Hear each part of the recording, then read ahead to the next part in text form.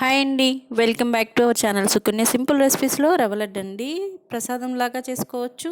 ఎప్పుడైనా స్వీట్ తినాలనిపించినప్పుడు ఇలా చిటికలో చేసేసుకోవచ్చు. ఒక చిప్ప వరకు ఎండు కొబ్బరి తీసుకొని 2-3 ఇలాచీలు మిక్సీ పట్టుకుందాము. చూడండి, ఒక ప్యాన్ తీసుకొని కొద్దిగా నెయ్యి వేసుకొని డ్రై ఫ్రూట్స్ ఈ విధంగా వేయించుకొని పక్కన ఉంచుకుందాము. అదే ప్యాన్లో కొద్దిగా నెయ్యి వేసుకొని ఒక కప్పు వరకు ఉప్మా రవ్వ అండి, బొంబాయి రవ్వ ఈ విధంగా తీసుకొని వేయించుకోవాలి. స్లో ఫ్లేమ్లోనే ఇది నెయ్యి వేసుకొని వేయించుకుంటూ బాగా మంచిగా వేయించుకోవాలండి. మంచి కలర్ వచ్చేంత వరకు వేయించుకోవాలి. చూడండి, ఇప్పుడు ఎండు కొబ్బరిని అయితే మిక్సీ పట్టుకున్నాం కదండి, దాంట్లోనే ఒక కప్పు వరకు చక్కెర వేసేసుకొని మళ్ళీ మిక్సీ పట్టుకుందాము.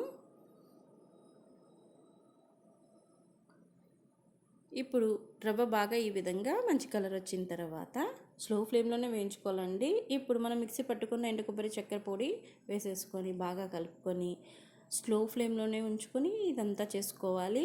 ఇప్పుడు వేయించుకున్న డ్రై ఫ్రూట్స్ వేసేసుకొని గ్యాస్ ఆఫ్ చేసేసుకొని ఇది ఇంత వేడిగా ఉన్నప్పుడే కొద్దిగా పాలు వేసుకొని, కొంచెం కాచి చల్లార్చుకున్న పాలండి, పాలు వేసుకుంటూ కొద్దిగా నెయ్యి రాసుకొని ఈ విధంగా రవ్వ లడ్డుని ప్రిపేర్ చేసుకోవాలి. అంత మిశ్రమం అంతా లడ్డూలాగా ఈ విధంగా ఒత్తుకోవాలండి. అవసరమైనంత వరకు పాలు వేసుకోవచ్చు.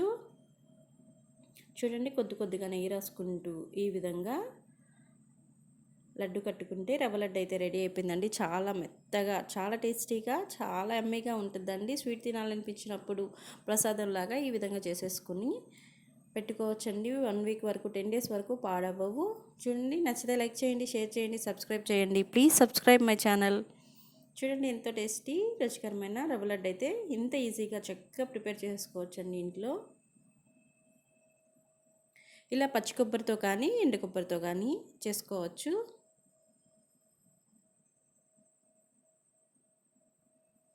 చాలా సింపుల్ అండి. సింపుల్ ప్రాసెస్తో ఇలా చక్కగా లడ్డూలన్నీ ఈ విధంగా ప్రిపేర్ చేసుకొని స్టోర్ చేసుకోవచ్చు. చూడండి, ఎంతో రుచికరమైన చాలా స్మూత్గా ఉండే రవ్వ లడ్డు అండి. చాలా టేస్టీగా ఉంటుంది, అందరికీ నచ్చుతుంది.